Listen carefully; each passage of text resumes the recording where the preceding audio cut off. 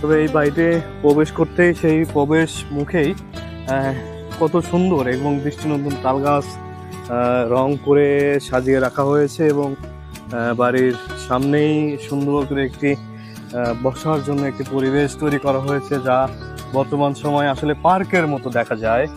আর ওই সামনের ওটাই হলো সেই 108 কক্ষ মাটির বাড়ি। তবে মাটির বাড়ির সামনের যে পরিবেশটা দেখুন কত সুন্দর এবং সবুজ গাছ, ফুলের গাছ দিয়ে কত সুন্দর একটি পরিবেশ তৈরি করেছে এই বাড়ির মালিকেরা। তারা তাদের নিজেদের ব্যবহারযোগ্য হিসেবে এটা আসলে তৈরি করা। এটা কোনো পার্ক নয়, এটা কোনো টুরিস্ট পয়েন্টও নয়, শুধু তারা নিজেদের ফ্রি সময় কাটানোর জন্য এই স্থানটি তৈরি করেছে। সাথে দুপাশের যে তাল গাছগুলো মাথার উপরে খাড়া হয়ে আকাশ ছুঁই ছুঁই হয়ে আছে, আসলেই দেখতে অসাধারণ।